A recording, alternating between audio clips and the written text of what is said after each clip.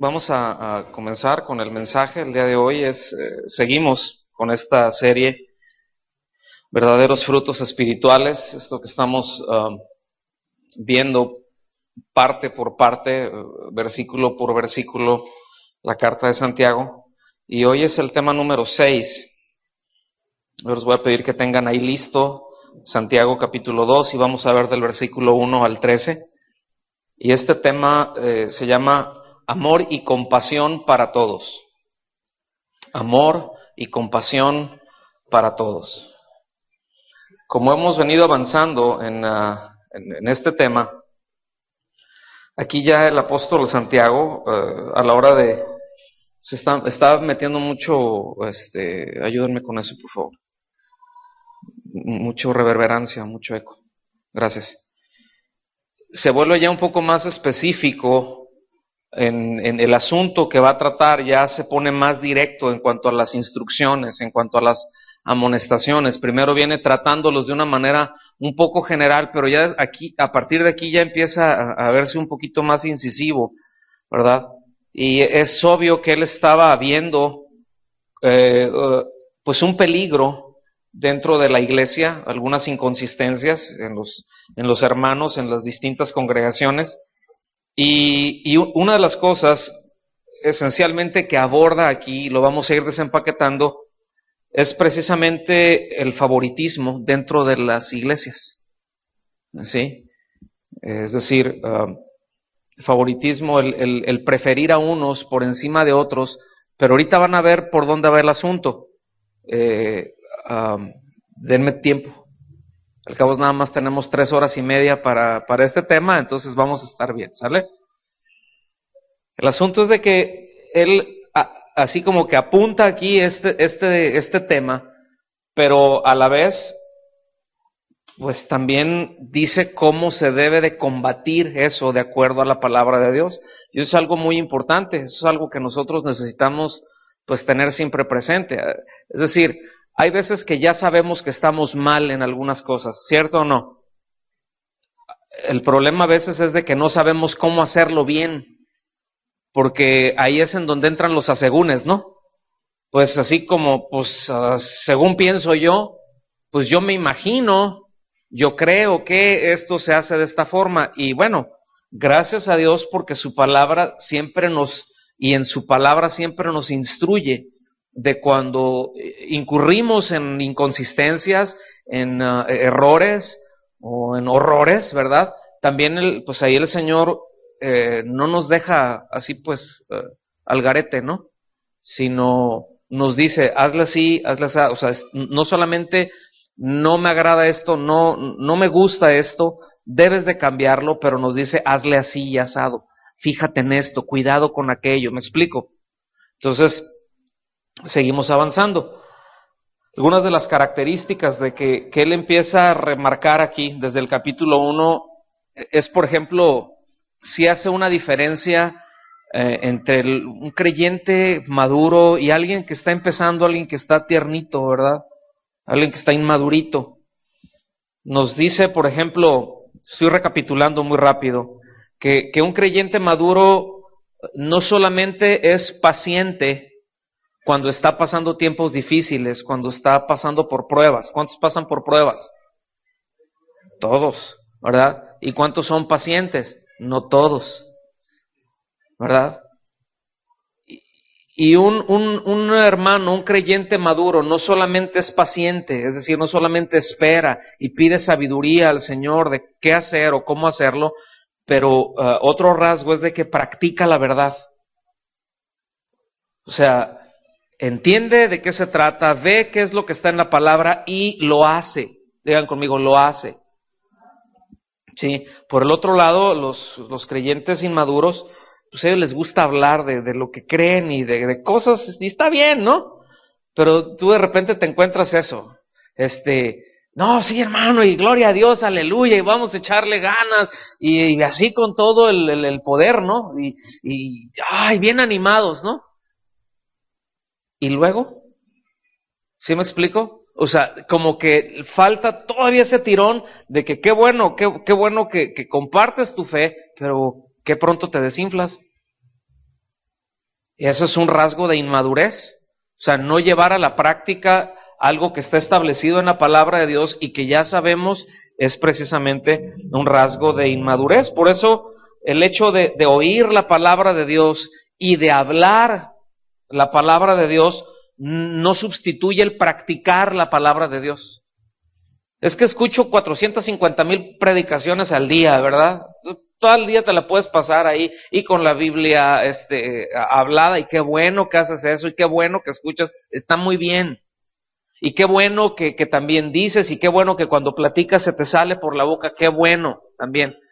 Pero el hecho de practicar lo que nos enseña su palabra, eso es insubstituible. ¿Por qué comento esto? Porque hay quienes luego se conforman o dicen, esperan con el hecho de, pues yo ya escuché una predicación, yo ya fui a la reunión, ya oré, ya canté y todo, y gloria a Dios, y sí creo, y saben que sí creen. Pero está esa otra parte que falta por hacer. ¿Se recuerdan la semana, iba a decir la semana pasada, pero no es cierto, la antepasada? Es que no vinieron. Quién sabe dónde se fueron. Pero nos enseñaba en la palabra ahí que no debemos de ser solamente oidores, sino que hacedores. Bueno, aquí ya se va un poquito más para allá, ya se va un poquito más profundo. Y aquí la preocupación que Santiago está tratando, ¿verdad? Es que en las congregaciones, o sea, el peligro que él estaba viendo ya, es que en las congregaciones cristianas, dentro de la iglesia, ya se estaba pues cortejando el favor de los ricos a causa de sus riquezas. ¿Sí? Es decir, llegaba, a lo mejor a alguien se le compartía. Acuérdense que todo el contexto que está hablando hoy en Santiago era persecución, eran tiempos difíciles.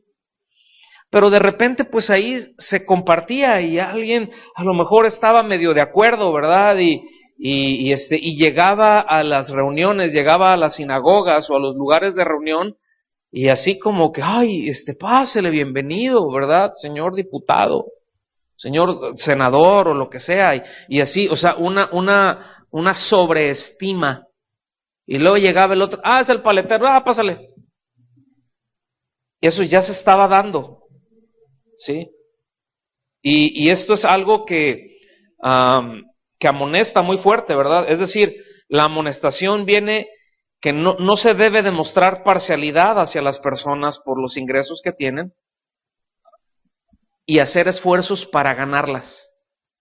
Les voy a decir algo muy feo, pero esto ha llegado a ser incluso entre comillas, una estrategia de crecimiento. Les puedo contar un par de historias de terror, no lo voy a hacer porque tenemos poco tiempo realmente para cubrir todo el pasaje, pero de repente hay esas, entre comillas, visiones, ¿verdad? El Señor me dio la visión de ir y que le prediquemos a los peces grandes, se dice, ¿verdad? O sea, a los pesudos, pues, ¿no? O sea, de nivel medio alto para arriba. Ahí tenemos un llamado del Señor. Y de hecho, ha habido algunas congregaciones en las que ciertamente están enfocados a gente pues con un perfil alto en ese sentido.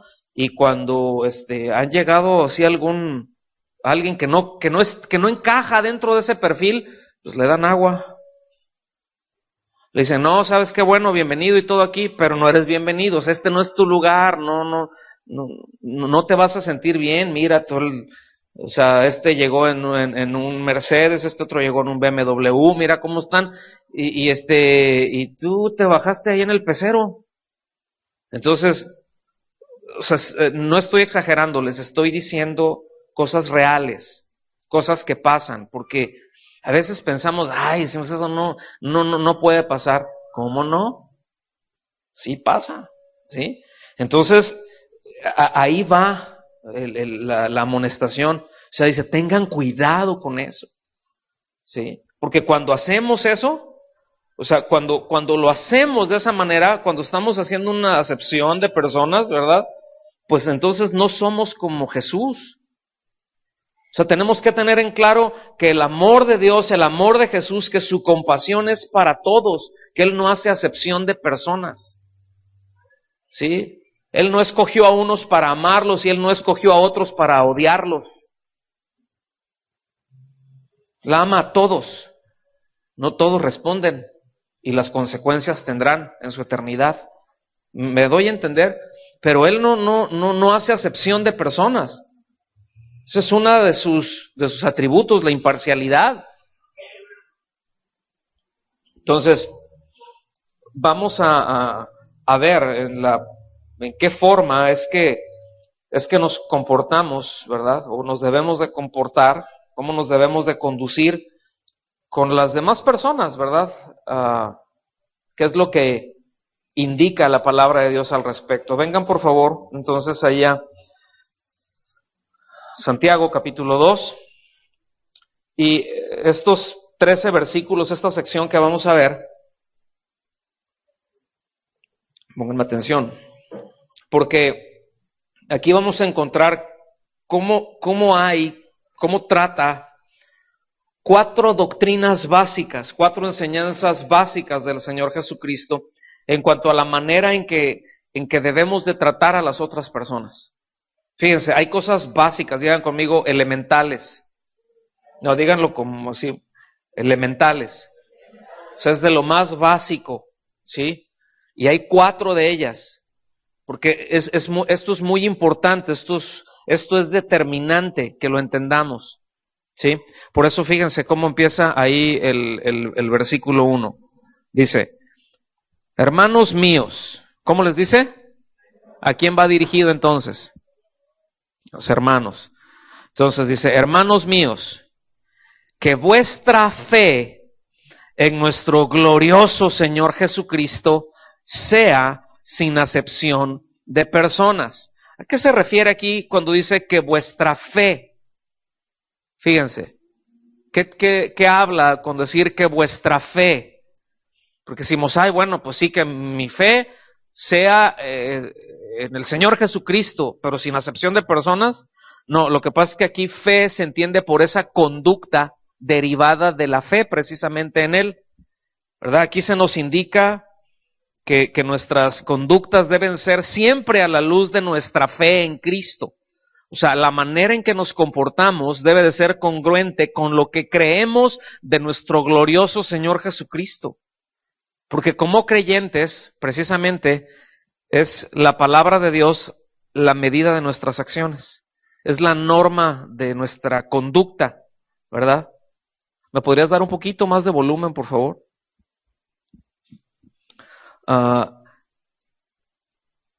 Es decir, la palabra de Dios, gracias, es que a nuestra perspectiva con los demás debe de ser en conformidad a lo que nuestro Señor establece, sin hacer acepciones. No sé si me estoy dando a entender.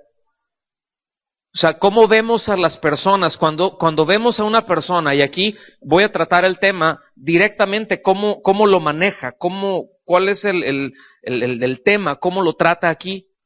Fíjense, aquí lo está haciendo hacia el interior de una congregación. Y obviamente esto se traduce hacia afuera, pero aquí lo que toca es algo muy particular, es hacia adentro.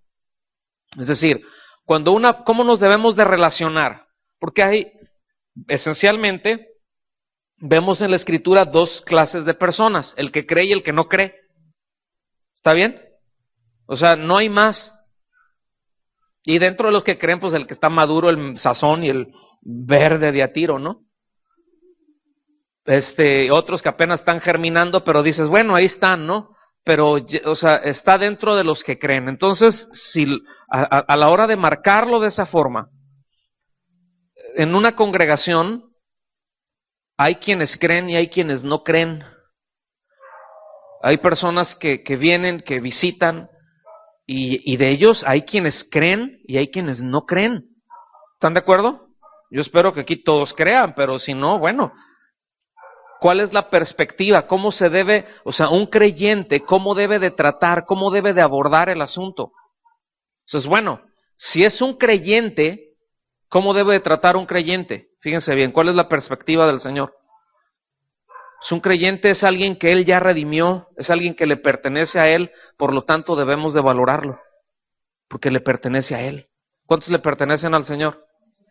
Ahora sabemos que no somos valiosos por nosotros mismos. Él nos salvó no porque fuéramos valiosos, sino porque Él quiso. ¿Están conmigo? ¿Sí o no? Ok. Entonces, pero también entonces, ¿qué hay de los que no creen? Bueno, tenemos que ver cuál es la perspectiva del Señor. Alguien que no cree, tenemos que entender que Cristo murió por él. Y así lo debemos de ver. Y eso cambia todo el asunto.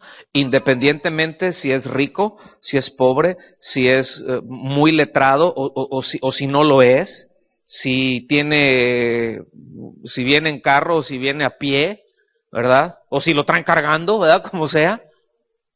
Pero debemos de entender esa perspectiva. Y eso es algo muy esencial. ¿Qué es acepción de personas? Gracias. ¿Qué es hacer acepción de personas? Es ser parciales, ¿ok? Habla de parcialidad y la exhortación que se nos hace es precisamente a no mostrar prejuicios y no mostrar parcialidad cuando alguien llega a la congregación, cuando alguien visita. ¿Están aquí conmigo? Ahorita van a ver por qué lo digo.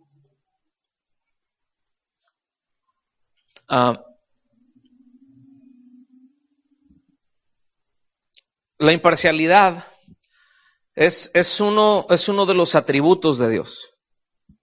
Dios es imparcial. Y esta es la primera doctrina que maneja aquí.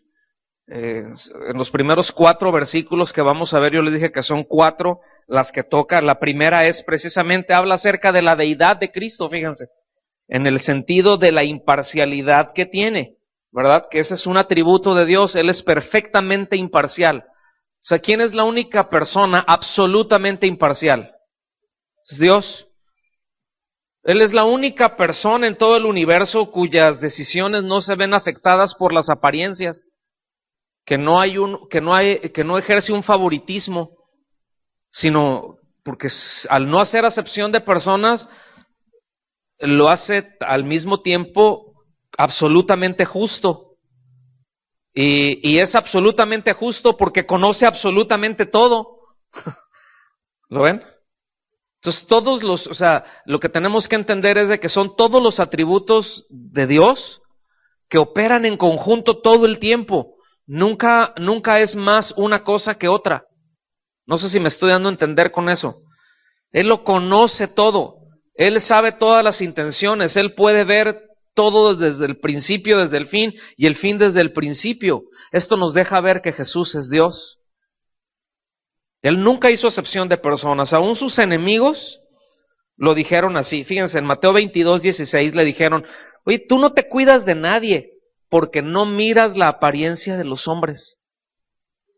Fíjense, aún los mismos que le perseguían, los mismos que le criticaban, reconocían que era imparcial, que no trataba de quedar bien con unos y no trataba de quedar bien con otros, que así como entró a la casa de hombres muy pudientes, muy ricos, era la misma persona, se conducía exactamente de la misma manera, hablaba exactamente de lo mismo, trataba los mismos puntos que cuando estaba con alguien leproso, que cuando estaba con alguien muy pobre. O sea, no había un mensaje para unos y otro mensaje para otros. Trataba de la misma manera a unos y de la misma forma a otros. No prefería a unos sobre los otros. ¿Está claro eso? Y esto lo reconocían. Y esto habla de la imparcialidad de Él. ¿Sí? O sea, tenemos que entender que detrás de cada acción que nosotros tenemos hay una motivación en nuestro corazón. Hay veces la acción por fuera se puede ver muy bien, pero por dentro puede estar seriamente mal. Por ejemplo, ¿qué hay del tema con la viuda que cuando estaban ahí en el templo delante del cofre de las ofrendas, pues solamente echó 2 moneditas?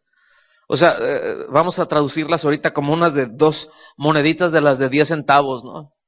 Que ahorita ya ni por 1 peso se agacha uno, ¿no? O sea, lo ves ahí en el piso y capaz que prefieres darle un patín, ¿verdad? Una patada, Porque dices, no, pues me voy a agachar y lo voy a agarrar, y sí le llego, el asunto va a ser levantarme. Y por esa monita, ni la torcida que me dé de espalda. Entonces, ¿verdad? O le decimos, oye, mira, aquí hay, ¿verdad?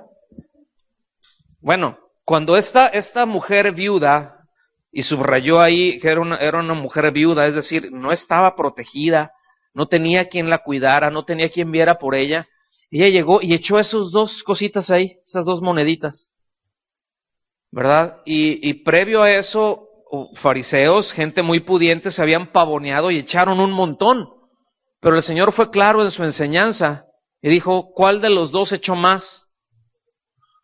¿Y qué hubiéramos dicho nosotros? Pues el que llegó con el mero billete, ¿no? Ahí ese dio un montón. Pero fíjense que para el Señor no lo juzga así, porque Él ve el corazón. Y dijo, no es proporcional. No es proporcional. Cuando tú tienes, por ejemplo, un peso para dar, pero eso es todo lo que tú tienes, no tienes más, ¿sí? Y das ese peso, pero por el otro lado puede ser que tú tengas, por ejemplo, 1,000 pesos y das 10 pesos.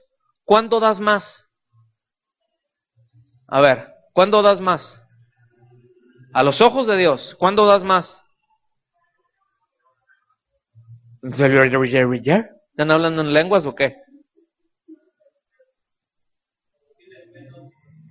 O sea, cuando das lo que tienes.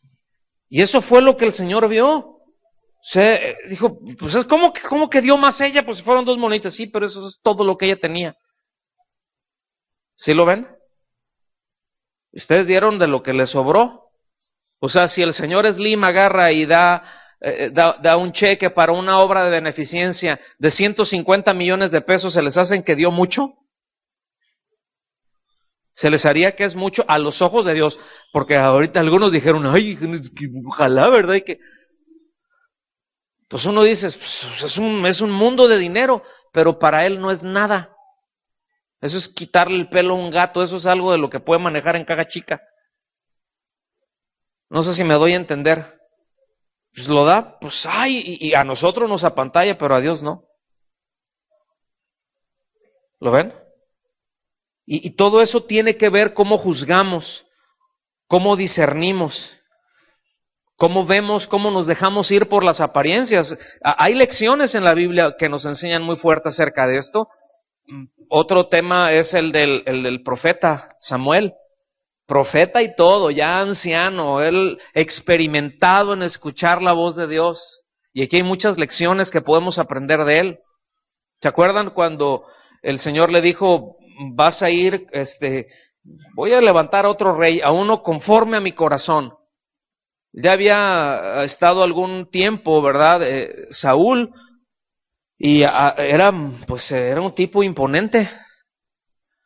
Entonces, como que eso se quedó de alguna manera ahí en la mente de Samuel, y cuando fue a la casa de Isaí, ¿verdad? Pues le dice, oye, ¿y tus hijos dónde están? Y salió el primero, el mayor, ¿verdad? Y a lo mejor así todo grandote, a lo mejor estaba fornido, ¿verdad? No sé, pero se veía como un cuate rudo para la guerra.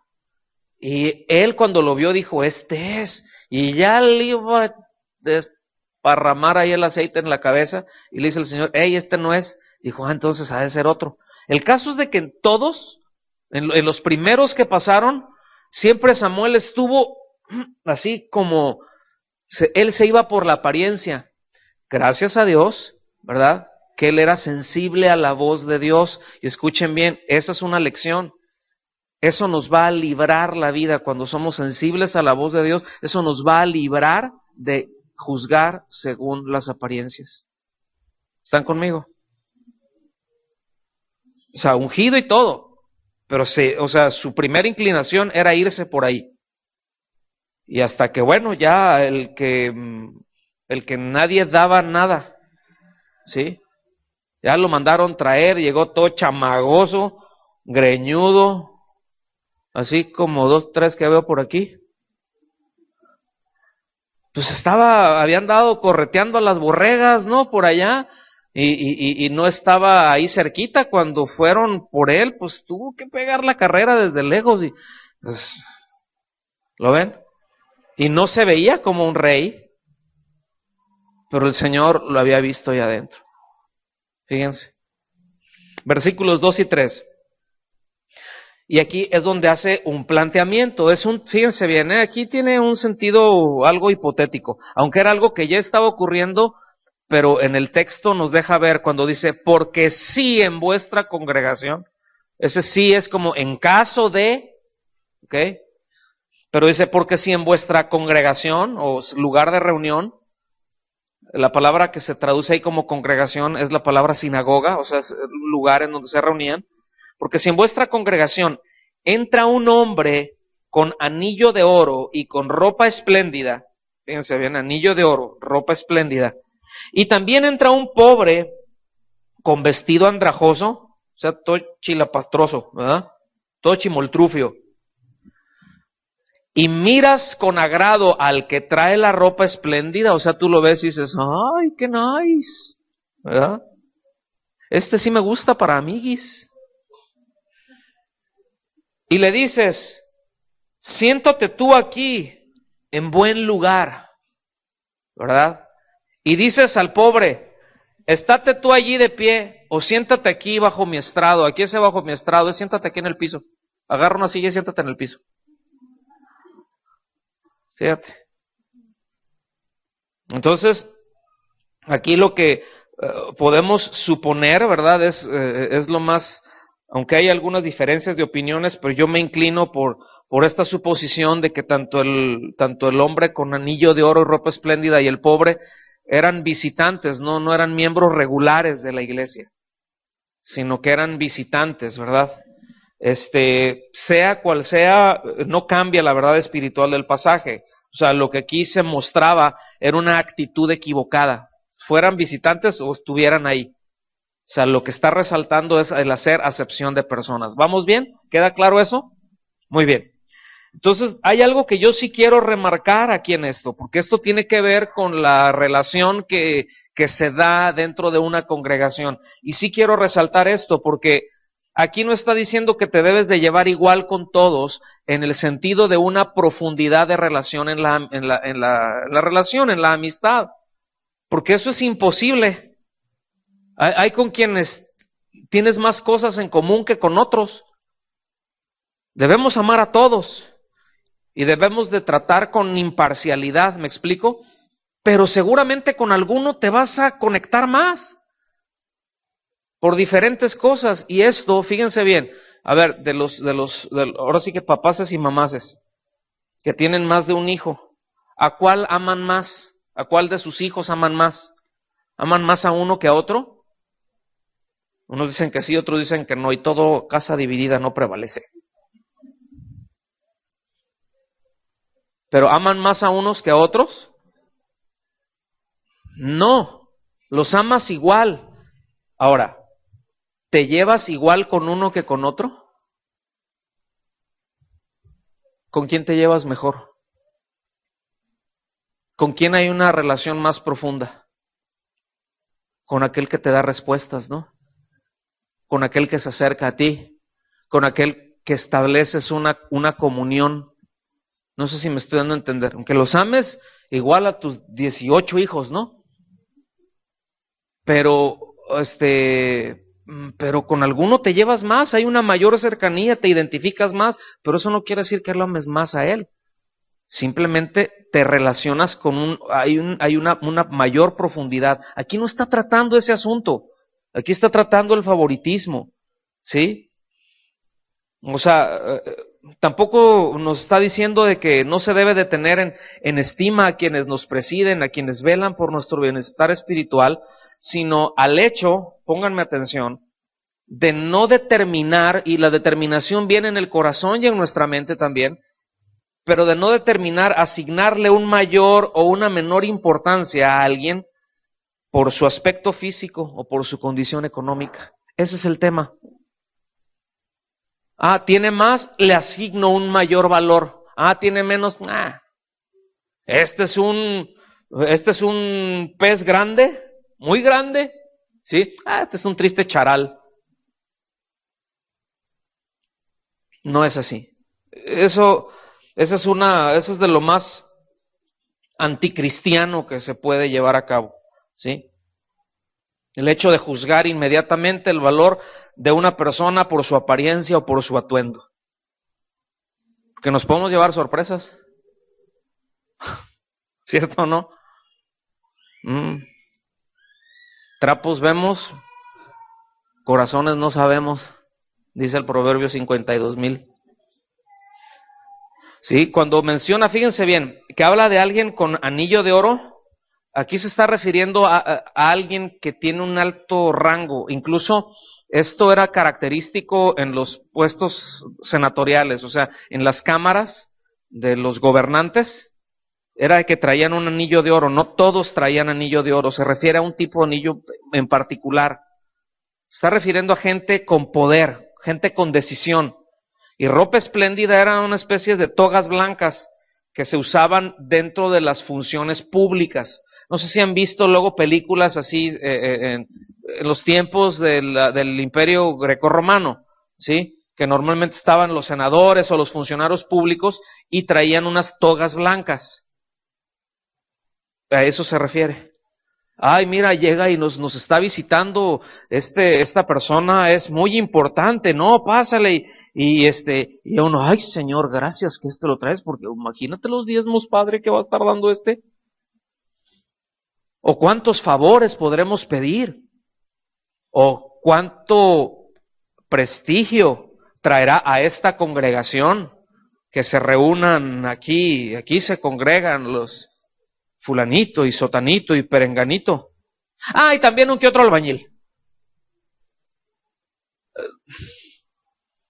¿Me estoy dando a entender cuál es el asunto que está planteando? O sea, eso es precisamente el tema que está tratando, que ya se estaba dando. Versículo 4, dice, ¿no hacéis distinciones entre vosotros mismos ya, entre ustedes? O sea, es algo que ya estaba pasando. Fíjate, dice, ¿no hacen distinciones entre vosotros mismos y venís a ser jueces con malos pensamientos? O sea, le está diciendo, son parciales, se guían por las apariencias, juzgan a los demás con normas equivocadas, piensan con motivos erróneos. A eso quiere decir con malos pensamientos. Sí, bueno, también se incluyen, ¿no?, pensamientos cochambrosos, pues esos son llenos de cochambre, ¿verdad? Pero esto es lo que tiene que ver, o sea, son motivos erróneos, pensar con motivos erróneos, con motivaciones equivocadas. ¿Y por qué es grave? Porque aquí se desprenden 4 cosas, se concluyen 4 cosas al menos de tener un pensamiento así dentro de una congregación. O sea, cuando se empieza a regir así. Y a veces eso, bueno, generalmente esas cosas empiezan desde los pastores, desde los líderes, pero eso también se transmina, ¿eh? Esa actitud también llega. Yo he visto cómo se han descompuesto congregaciones. Pues que ahí la llevaban más o menos y iban bien, echándole ganas y como Sergio el bailador, ¿no? Unos pasos para adelante, otros pasos para atrás, pero ahí la llevaban. Y de repente llega un apostolator de estos, ¿verdad? Un apostolín balín, con una arrogancia, y les enseñan, juntan a los pastores y lo que les dan los enseñan a ser arrogantes, y al ratito toda la congregación inflada. Yo lo he visto pasar eso. ¿Sí?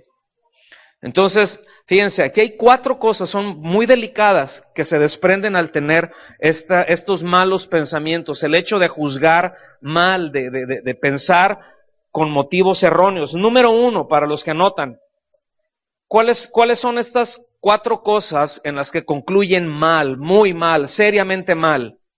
Lo primero, que las ropas finas son señales de buenos hombres, y que las ropas así, tipo chimoltrufia fashion, ¿sí?, son de mal carácter. O sea, alguien todo nice, esa es una buena persona. Y alguien que va, pues que nada más a lo mejor ya tiene la ropa muy gastadita porque es lo único que tiene, o tiene un par de cambios, entonces dicen, no, esta persona no es tan buena como esta. Eso se da. Número 2, que el valor de las personas se puede medir por su riqueza. ¿Sí? Hay quienes, por ejemplo, en una congregación, en una iglesia en particular, miden el éxito, entre comillas, de la congregación o la calidad de la congregación por la calidad de las instalaciones que tienen. Entonces, por eso te das cuenta que hay mucho énfasis en eso. Si va así, aquí ya tronamos. Si así fuera. ¿Sí me doy a entender? Ahora, pues, tener buena ropita, pues está bien, ¿no? Si se puede, pues ¿por qué no? Y si se pueden tener mejores instalaciones cada vez, ¿por qué no? ¿Sí me explico? Que cumplan bien con las funciones que se tienen. Pero eso no determina el valor de una persona o eso no determina el valor de una congregación. No sé si me doy a entender con eso. ¿Sí o no? Contéstenme pues, vas a ver. Si no, les explico otra vez. O los confundo más, como sea.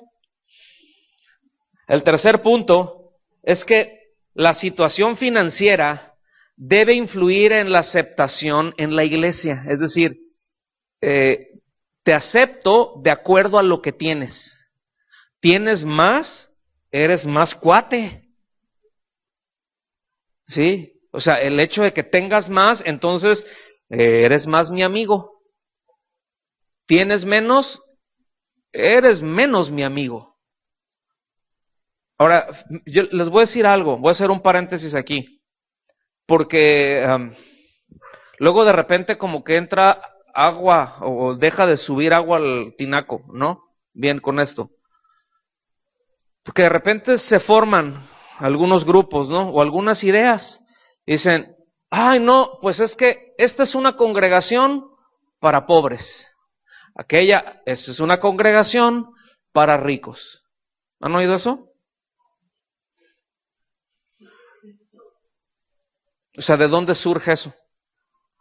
Pues no surge del Espíritu de Cristo, no surge de la idea de Cristo. Aun cuando dicen, es que soy muy humilde y como somos humildes, esta es una congregación para pobrecitos. Es igualmente de orgulloso ese que dice, esta es de la high para arriba. ¿Me doy a entender? Las dos posturas son orgullo, las dos posturas son favoritismos, las dos posturas hacen acepción. O sea, el pobre hace un lado al rico y el rico hace un lado al pobre. O sea, están igual de mal los dos. No sé si me doy a entender con esto. Pero esto se da. Ya otras cosas, no tenemos tiempo, le avanzamos. Punto número 4. Que los sistemas de castas sociales y económicas son aceptos a Cristo y que son apropiados para la iglesia.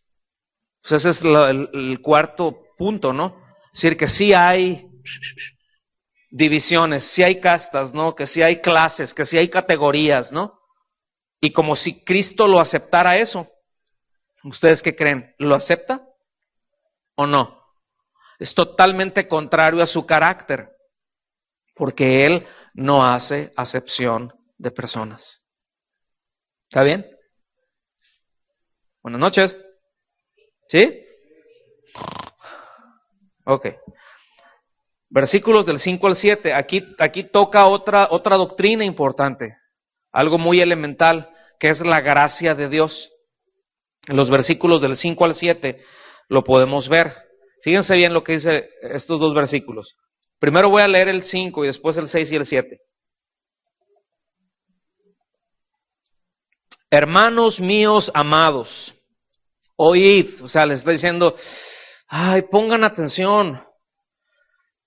Y hace una pregunta, ¿no ha elegido Dios a los pobres de este mundo para que sean ricos en fe y herederos del reino que ha prometido a los que le aman? Miren, esta pregunta como que tiene chanfle, como que lleva efecto. Porque dice, ¿no ha elegido Dios a los pobres de este mundo? Ahora, ciertamente, ¿a quién se les empezó a predicar el evangelio? A ver, ¿a quiénes fueron a los primeros que les llegaron las buenas noticias de que el Salvador había nacido? A unos pastores, gente humilde, ¿sí? Pero también llegaron gente muy prominente después, de Oriente, ¿cierto o no? Y hubo acepción en este caso, tanto los pobres como los otros se postraron delante de él. O sea, tanto uno como otros, y bueno, los que tenían, llevaron y les dieron. Y los que no tenían, pues ¿cómo le vas a dar algo que no tienes? Ahora, en algunos bribones del evangelio te dicen, endeúdate. Ajá. Pero pues te doy gracias, Señor, porque salió para comer hoy. ¿Sí me explico? Y los otros tenían, llegaron y fueron abundantes y Dios les proveyó. Bueno, esa es otra historia, ¿sí? Pero fíjense bien, dice, para que sean ricos en fe. ¿En qué debemos de ser ricos? O sea, tengas dinero o no tengas dinero, Dios quiere que seas rico, efectivamente. Sí, pero en fe. Y esto lo tuercen todo. Ahí está, Dios quiere que te hagas rico. Sí, pero que seas rico en fe, que no seas un mezquino en fe, que tu confianza en Dios sea abundante. Porque después dice, y herederos del reino que ha prometido a los que le aman. Y a los que le aman incluye ricos o pobres. Esto, los que le aman, no incluye una cuestión financiera. Los que le aman incluye una cuestión del corazón. Nosotros le amamos a Él. ¿Por qué? Él nos amó primero. ¿Sí, estamos bien con eso? Entonces, fíjense, si la salvación aquí habla de gracia, porque si se obtuviera por méritos, pues entonces no sería por gracia. Si Dios salvara tomando en cuenta la posición económica, pues ya no sería por gracia, ya haría acepción de personas. Pero Dios salva completamente y lo único que toma en cuenta Él es la obra de su Hijo ahí en la cruz, ¿sí? Y no por lo que nosotros poseemos, la respuesta que nosotros damos a eso. O sea, Él no toma en cuenta nacionalidades, no hace distinción en nacionalidades para salvar. Bueno, dice, no, ¿cómo no? Y que si los judíos y que si su pueblo, sí, pero ellos fue porque por algún lado tenía que empezar. Pero dice, o sea, todo el tiempo en la mentalidad de Dios nunca fue separarlos, nunca fue tener una separación. De hecho, eso es uno de los misterios que siempre estuvo ahí en la Biblia y que hasta el Nuevo Testamento se revela.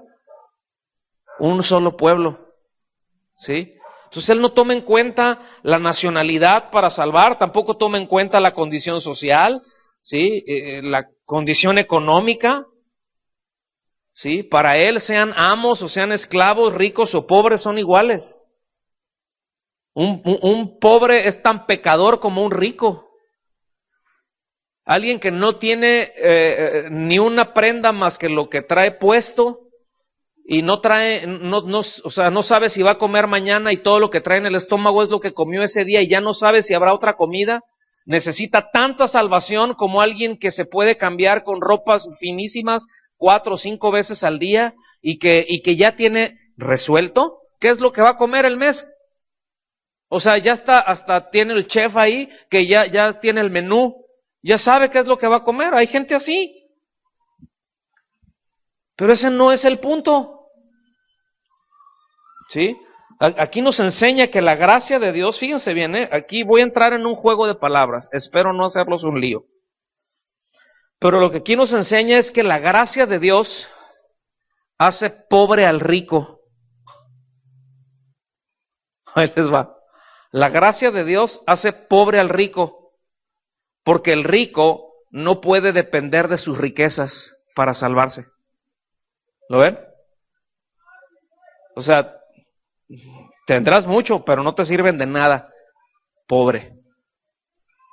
Entonces eso hace la gracia, pero al mismo tiempo, la gracia de Dios hace rico al pobre. porque éste hereda las riquezas de la gracia de Cristo. Ahora, bienaventurados los pobres, ¿de qué? Dice. Entonces, ¿de dónde se trata el asunto? Está en el corazón, ¿no? ¿Sí o no?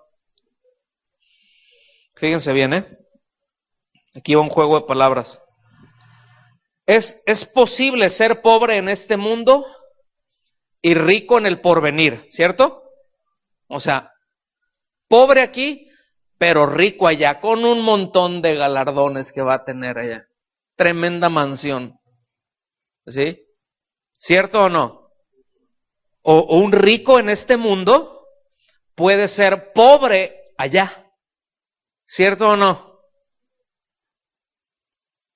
Bueno, si confía en sus riquezas aquí, o sea, alguien puede ser pobre y ser rico allá, pero alguien puede ser rico aquí y pobre allá, o puede ser pobre aquí y pobre allá,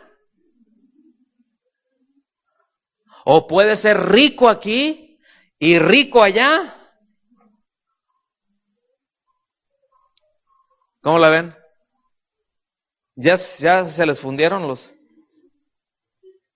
capacitores ahí. Ya. No, fíjense bien. Aquí no depende si se es rico o no. Todo depende de las respuestas que se le dan al Señor. Muchas de las cosas aquí pues, es cómo administramos, o si tenemos la capacidad para hacerlo o no, o si heredamos. Pero para ser ricos allá no depende de si tienes o no tienes aquí. Si vas a ser rico allá depende de cuáles son las respuestas que le das a Dios aquí. Es decir, alguien que está aquí y que reconoce su necesidad de salvación, le da respuestas a Dios, viene, se arrepiente, pone su confianza en Cristo, en la obra que Él hizo, como todo suficiente para el pago de sus pecados, para la redención suya, y descansa en eso, ¿verdad? Ya se hizo rico, aunque sea pobre. O se hizo rico allá, aunque sea rico aquí. Pero si un pobre, por ejemplo, no le da respuestas y dice, pues yo no tengo trono ni reina ni nadie que me comprenda, pero sigo siendo el rey, ¿verdad? Pues pobre, ahora sí que pues pobre aquí y pobre allá. ¿Lo ven? Y así, ya me hice un lío yo, entonces, o sea, lo que sí nosotros podemos entender es que Dios es sensible al maltrato de los pobres. Y lo refleja aquí en la carta de Santiago. De hecho, más adelante, ahí en el capítulo 5 lo toca, Y creo que en el 3 también, pero lo vamos a ir desempaquetando esto. Él es sensible a esto, pero escuchen bien, Él no defiende a los pobres por su pobreza, ni está atacando a los ricos por su riqueza. Yo quiero que quede claro eso. O sea, no defiende al pobre porque es pobre y ataca al rico porque es rico. Nada que ver. Versículo 6 dice, pero vosotros habéis afrentado al pobre. Y después hace un par de preguntas bien fuertes. ¿No os oprimen los ricos o los opulentos? Dice, ¿no los oprimen ellos? ¿Y no son ellos los mismos que los arrastran a los tribunales? Híjole. O sea, por un lado, fíjate, como dice, o sea, ¿qué mal están juzgando? Llegan y les dan así como que, ay, cuánto valor tienes, traes anillo, ropa espléndida, y a fin de cuentas, ellos son los que los maltratan. Porque eso es lo que ocurría, y hoy en día también, pero en aquel entonces se aprovechaba. Miren, eso siempre ha existido, ¿sí? Que el hombre se aprovecha de la necesidad del otro para explotarlo, ¿cierto o no? Eso es de lo más vil, ¿ok? Y eso va, y por eso es la siguiente etapa, cuando dice, ¿no son ellos los que blasfeman el nombre de nuestro Señor Jesucristo? Porque hacer eso es blasfemo, fíjense. Es decir, que una persona explote, se aproveche de la necesidad del otro y aún utilice sus influencias para despojar a los pobres, porque eso se daba, Y eso se ha dado a lo largo de la historia aquí y en China. Todos lados. Eso no tiene que ver con nacionalidades, eso tiene que ver con el corrupto corazón del hombre. Y está diciendo, miren, ustedes les asignan un valor a quienes llegan y luego les ponen unas corretizas, les quitan sus propiedades. Fíjate, o sea, qué tan mal estaba el asunto ahí.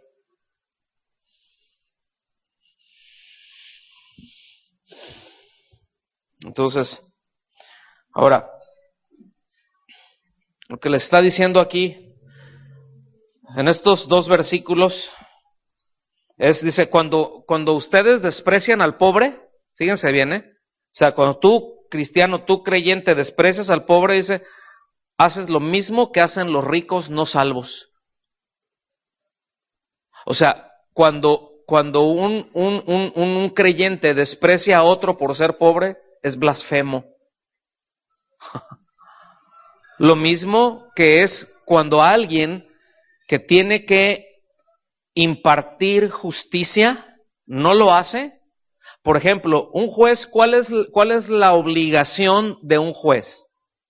Vamos más allá de que si las leyes son justas o injustas, porque una cosa es ley y otra cosa es justicia. Son 2 conceptos distintos.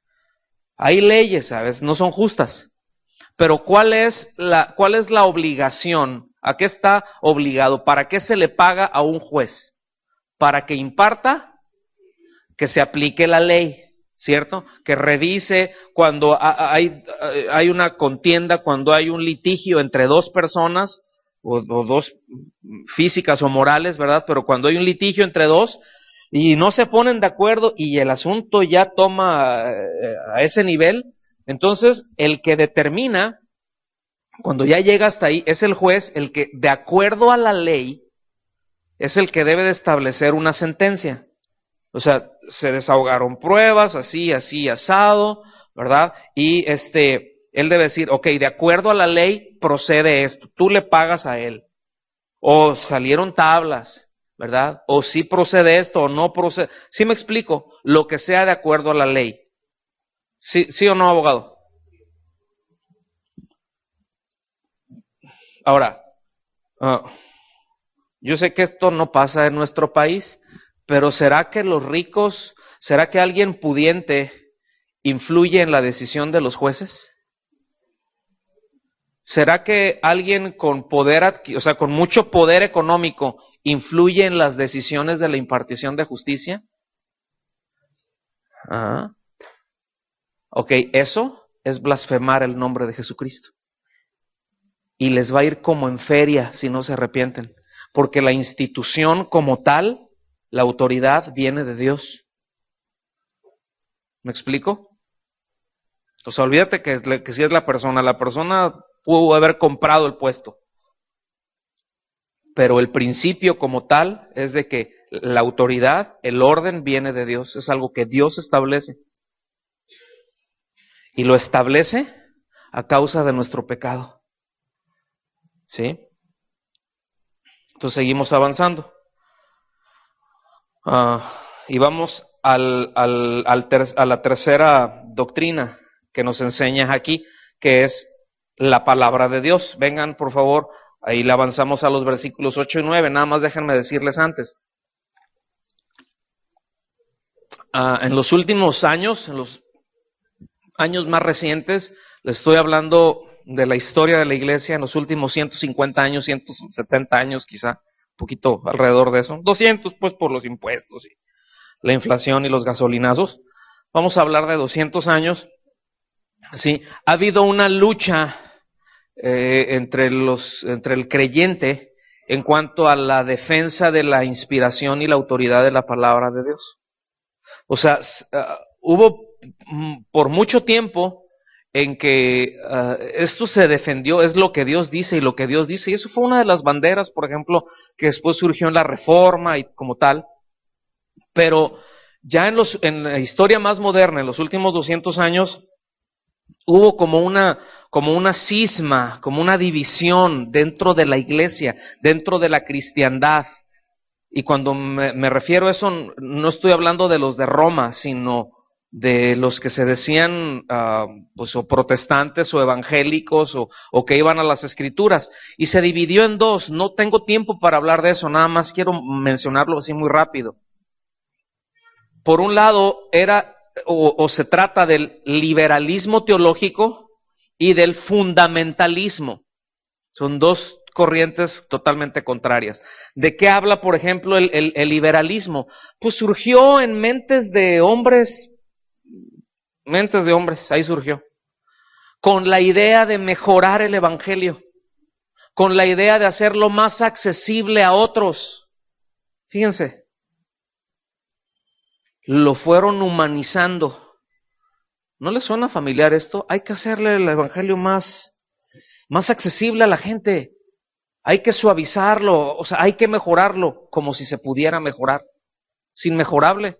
Ya ahí ya afecta, porque eso ya es, o sea, es la inerrancia, la infalibilidad de la palabra de Dios.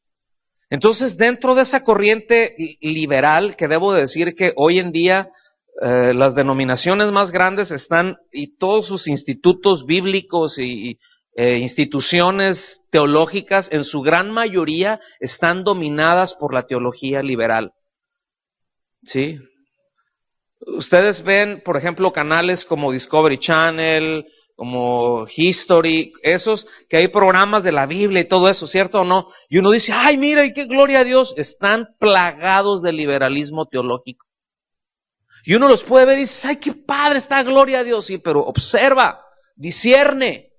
Y vas a ver cómo golpea la inerrancia y la toda suficiencia, ¿sí?, de la palabra de Dios. Y por el otro lado está el fundamentalismo, es decir, la Biblia es infalible, es toda suficiente, es la palabra de Dios, punto.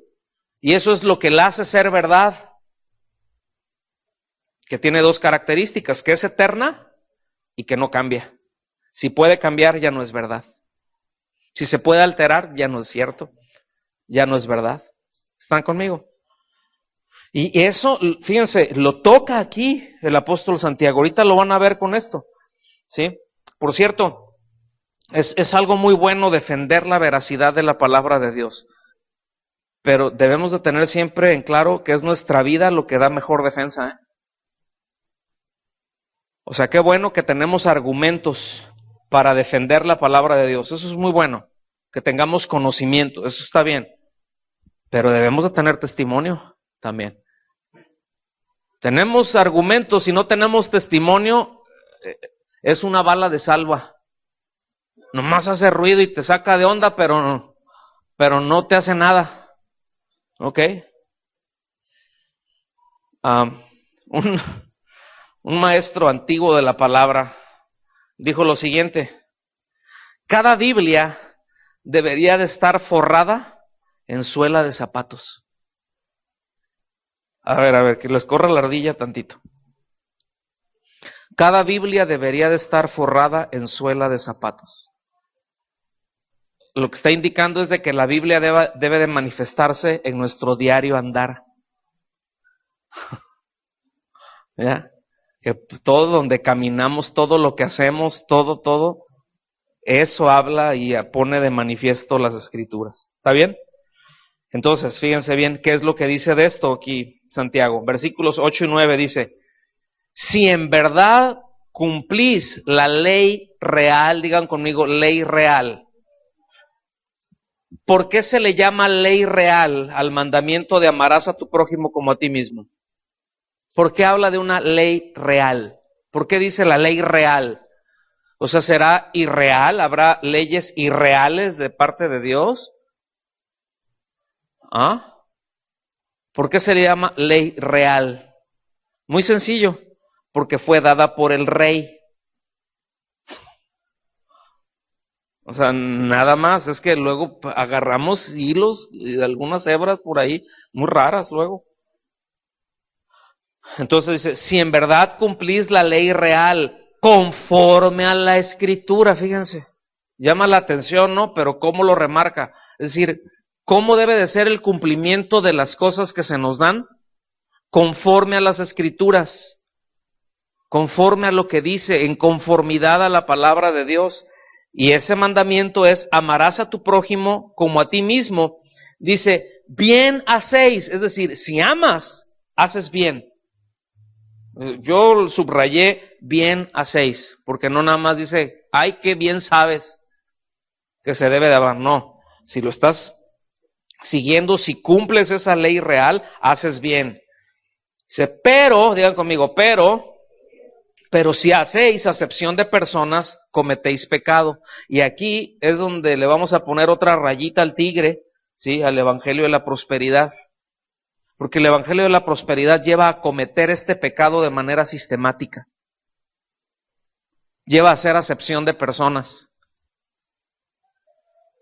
¿Qué dirían ustedes si de repente se enteraran por ahí que, por ejemplo, en alguna congregación, los sugieres tienen instrucciones de parte del liderazgo de los pastores, por ejemplo, para que vean en los estacionamientos quién llega en qué carro? Entonces, de tal carro para arriba, me dices quiénes son.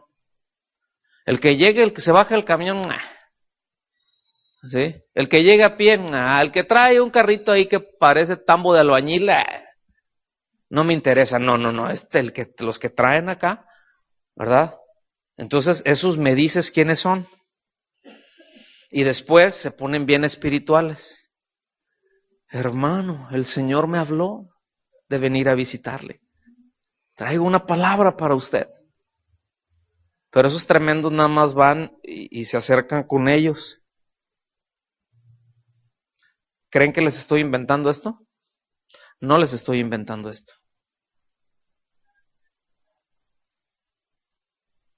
Jueces con malos pensamientos. Eso es pecado y es grave. ¿Sí? Eso es grave dentro de la iglesia. Se quedas convictos por la ley como transgresores. ¿Por qué? Porque el cumplimiento de la ley es el amor y el hacer acepción de personas es lo más contrario al amor. Dios no hace acepción de personas. ¿Por qué? Porque Dios es amor. Entonces, Dios ama al hombre, ¿cierto o no? Y Dios quiere que el hombre se salve, o sea, amor y compasión para todos, ¿cierto o no? La pregunta, ¿todos se salvan? No. ¿Por qué? Porque no todos creen, no todos le dan respuestas a Dios. Pero el amor es para todos. Por eso esa filosofía de que Dios creó a unos para amarlos y a otros para aborrecerlos, no tiene un sustento bíblico sólido, es solamente una postura, es solamente una filosofía. Porque es contrario al mismo carácter de Dios, o sea, va en contra del carácter, de un atributo de Dios, de que Dios es imparcial. Entonces, sí tiene favoritos, si así fuera. ¿Está claro? Entonces, el amor honra, es decir, cuando nosotros amamos, nosotros le amamos a Él porque Él nos amó a nosotros. Y si amamos a Dios, pues vamos a amar también a nuestros hermanos, ¿cierto? Si amamos a Dios, pues vamos a la gente, no la vamos a ver como un prospecto más para la congregación, un miembro más de la congregación, porque como dicen algunos, no traigan mi almas, ¿verdad? Que sí, allá. Tráiganme almas, ahí sí, mi alma. Traigan mi alma, le estaba hablando el diablo ahí. No, vemos a las personas y ¿qué es lo que vemos? Alguien que necesita ser rescatado. Alguien por quien Cristo murió. Y es ahí en donde nosotros tenemos que, sin acepción de personas, compartir el evangelio. Nomás que luego nos atoramos, nos acalambramos y no sé qué pasa, pero lo cierto es de que nos encerramos mucho en nuestras propias cosas. Y ya estoy bien, ya soy salvo, gloria a Dios, a los demás, pues ahí el Señor les llegará en su tiempo. Cuidado. ¿Está bien? Versículos 10 y 11. Porque cualquiera que guarde toda la ley pero si ofendiera en un punto se hace culpable de todos, porque el que dijo no cometerás adulterio, también ha dicho no matarás. Ahora bien, si no cometes adulterio, pero matas, ya te has hecho transgresor de toda la ley. Entonces fíjense bien, ¿por qué trae a colación todo esto? Porque el hecho de hacer acepción de personas puede hacer que una persona desobedezca todo lo que Dios indica, todo lo que Dios manda. Por ejemplo, si tomamos cualquiera de los 10 mandamientos, por ejemplo, podemos ver que se le puede quebrantar si hacemos acepción de personas. Ahí les va. Podemos quebrantar muchos de los mandamientos si consideramos la posición social o la posición económica. Por ejemplo, hacer acepción de personas nos lleva a mentir. ¿Sí o no? ¿Y qué es mentir? Hacer acepción de personas nos lleva a la idolatría. Hacer acepción de personas lleva al esnobismo, o al ser snob. Un snob es alguien que imita de una manera desproporcionada a alguien que admira porque quiere ser así. O sea, de repente entra una persona con el dedito así. Y está así como de la high, ¿no? Entran acá. Y entonces al ratito dicen, ay, mira qué nice se ve, entonces ya todos andan aquí, aunque no tengas un peso partido por la mitad en la bolsa. Ok, pero eso es esnobismo. No sé si me doy a entender. ¿Sí o no?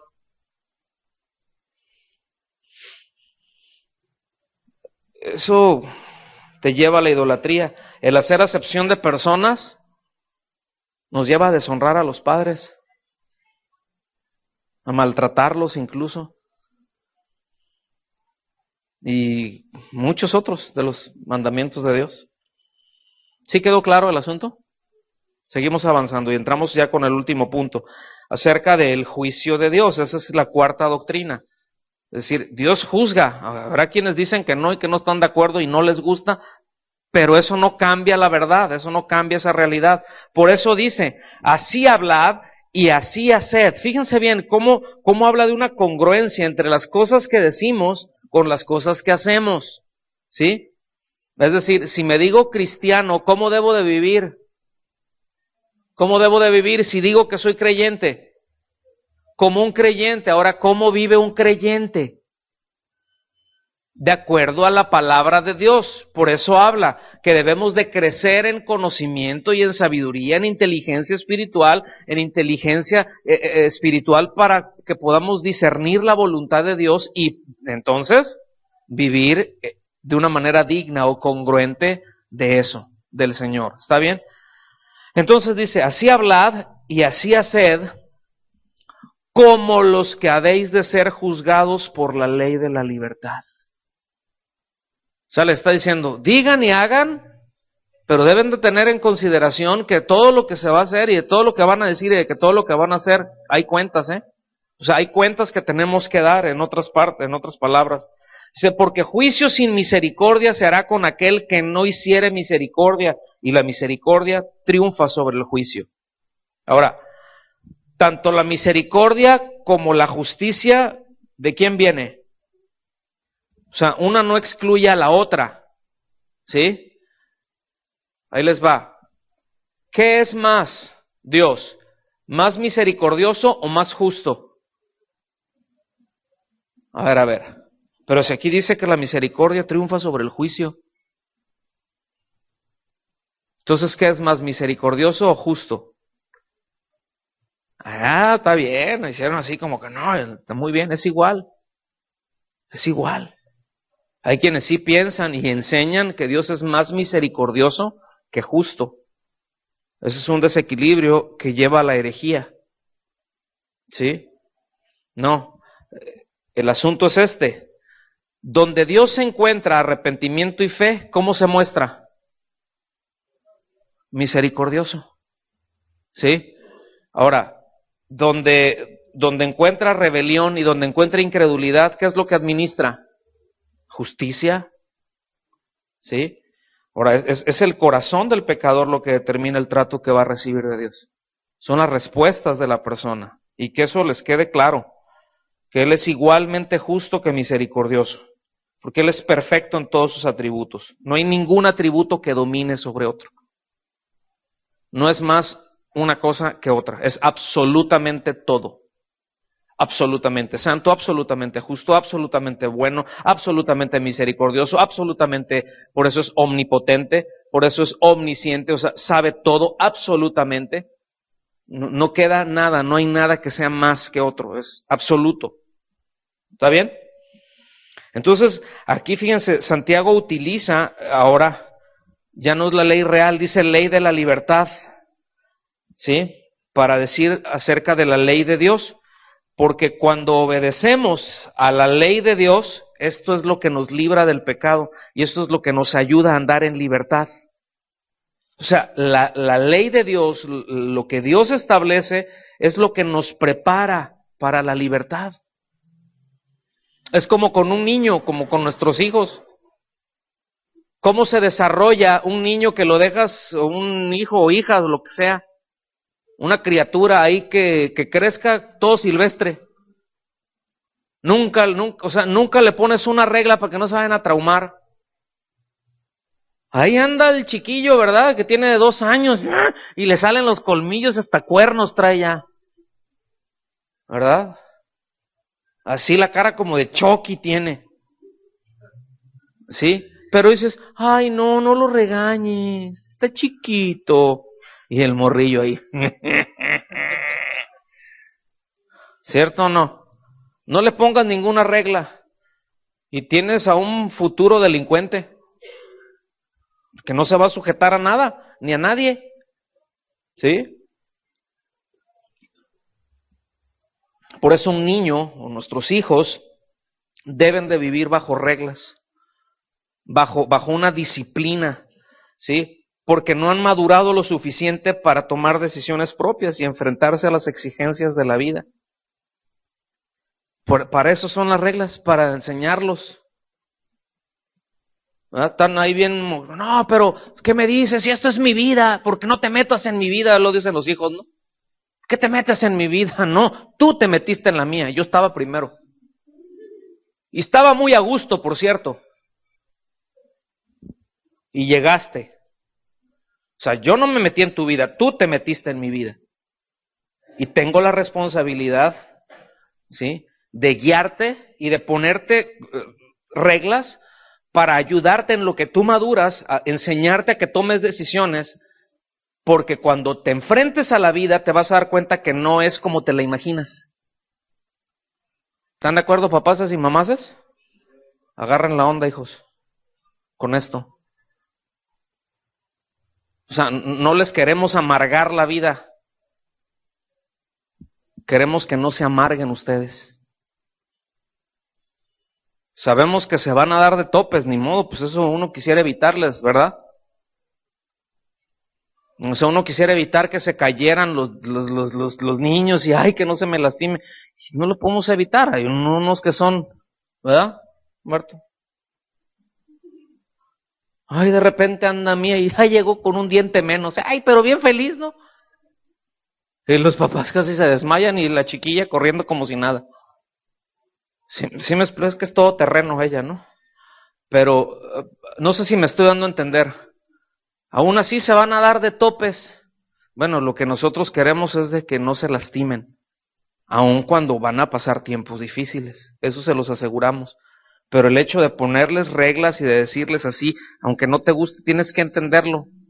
Que es en lo que creces, en lo que maduras, en lo que abrazas esa disciplina externa para que puedas desarrollar una disciplina interna y un día ya no vas a estar sujeto a ciertas cosas, pero te vas a poder conducir sin problemas.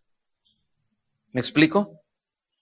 Que si has sido instruido en los caminos de Dios y en el temor de Dios, vas a andar con una disciplina y una regla y un estándar mucho más alto. Que si amas al Señor ya no vas a hacer esto y aquello, no porque, aunque tengas ganas, pero dices, amo al Señor.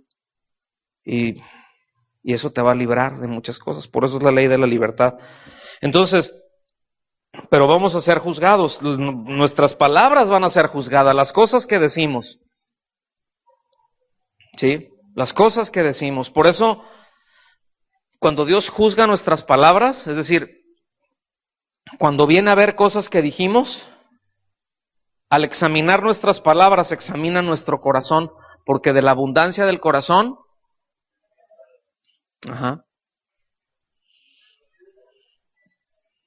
también va a juzgar nuestras obras, ¿verdad? Y bueno, esto no quiere decir de que, ay, ahorita soy creyente y pequé, entonces pierdo mi salvación. No se está refiriendo a eso. Ciertamente Dios perdona nuestros pecados cuando los confesamos, ¿ok? Y ya como hijos de Dios, bueno, pues cometo pecado, me arrepiento honestamente, el Señor me perdona, me limpia, restaura mi comunión y voy avanzando y le voy dando respuestas y voy sirviendo. Bueno, también eso se juzga y para eso estará el tribunal de Cristo para los creyentes. ¿Sí sabían, no? Digo, ya se les ha enseñado eso. Y el tribunal de Cristo no es para condenación, es para galardón. Pero ¿qué es lo que se juzga ahí? ¿Cómo sobreedificamos?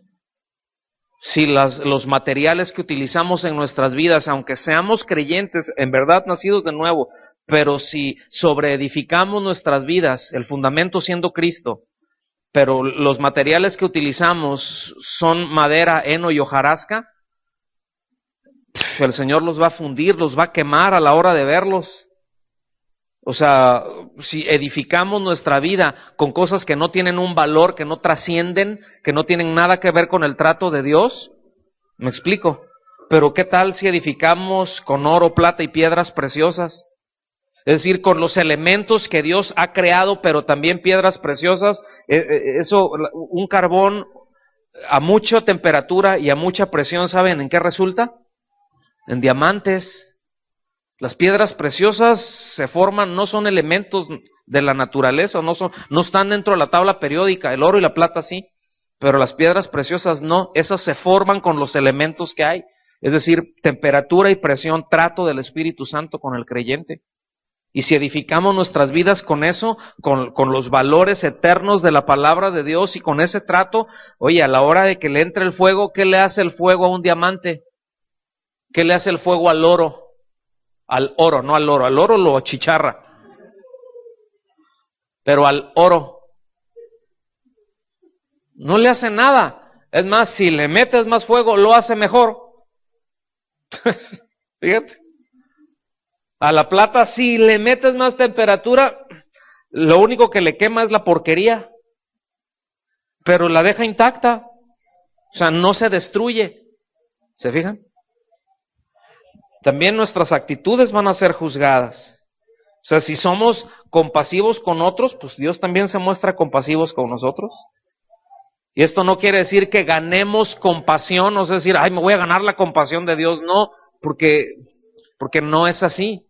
Somos compasivos con otros porque Dios lo ha sido con nosotros. Y ese es el punto. O sea, la actitud no quiere decir de que tengo que pasar por alto el pecado del otro y nunca decirle nada. O sea, eso no es esa actitud a la que me estoy refiriendo, sino el que consideremos cómo me trata Dios a mí, cómo te ha tratado Dios a ti, cómo ha sido Dios para contigo. ¿Paciente? ¿Ha sido misericordioso? A ver, voy a hacer preguntas si ustedes levantan la mano. ¿Con quién Dios ha sido misericordioso? ¿Con quién ha sido paciente? ¿Amoroso? ¿Sí?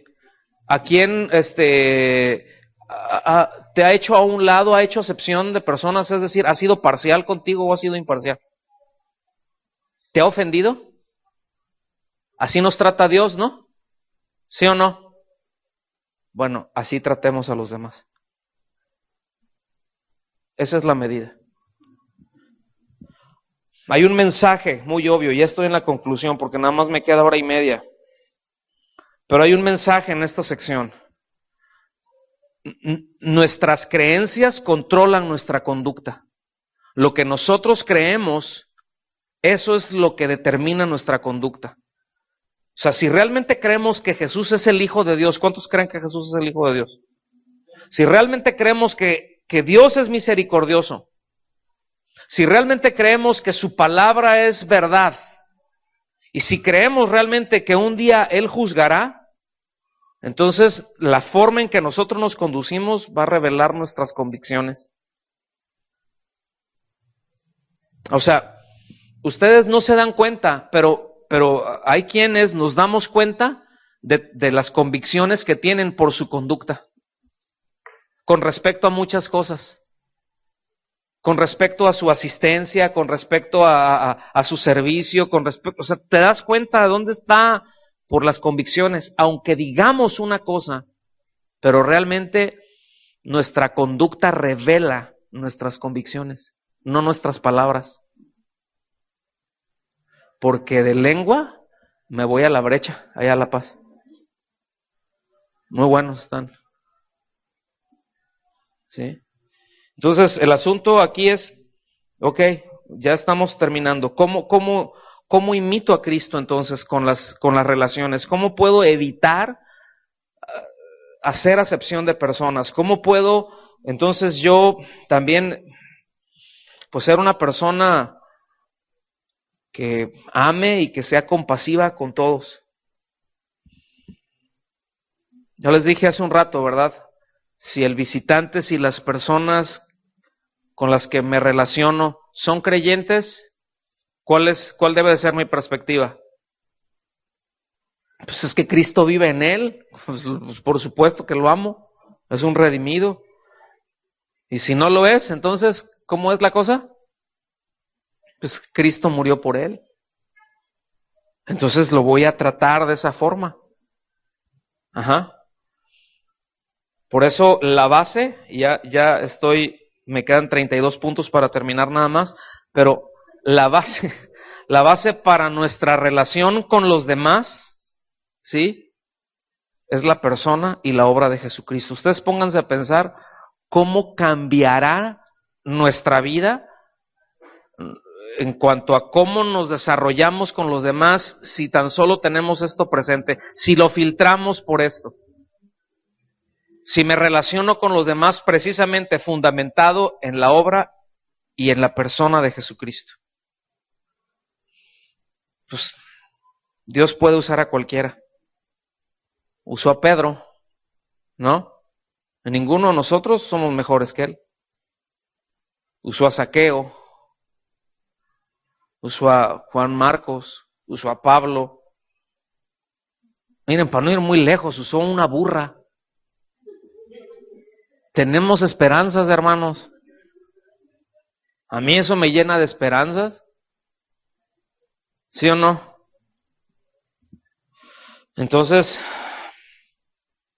el amor cristiano, la compasión, es tratar a otros, como dije hace un momento, de la misma manera en que Dios nos ha tratado. Y eso, mis amados, es un acto de la voluntad. No es una emoción fabricada, ¿sí?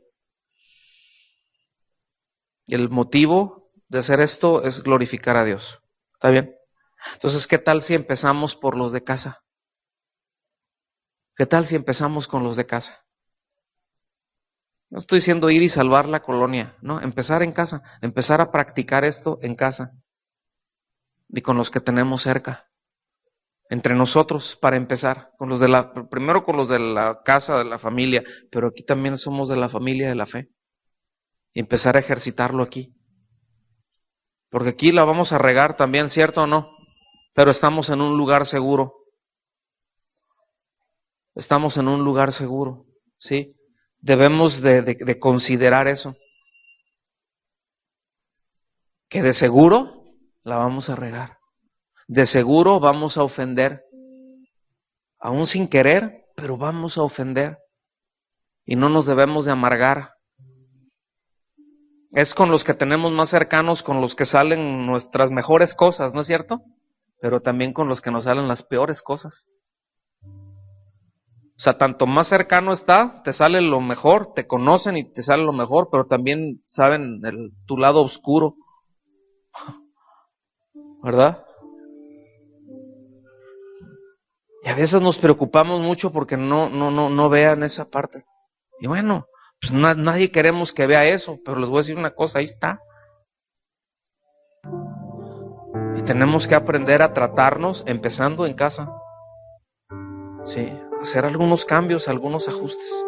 Pónganse de pie y vamos a darle gracias a Dios. Si aprendimos algo, si consideramos que tenemos que ajustar ciertas cosas, yo no les puedo decir cuáles son, cada uno sabe. Pero yo quiero invitarles a que levanten sus manos y le digan: Señor, ayúdame a cambiar con esto. Y se dan cuenta cómo necesitamos, sea cual sea el asunto, cuánta gracia necesitamos. Qué tremendo, ¿verdad? Sea cual sea, necesitamos gracia.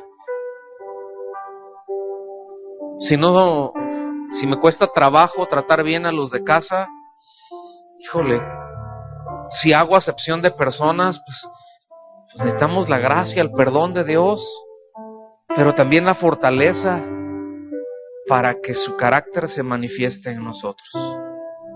Amén.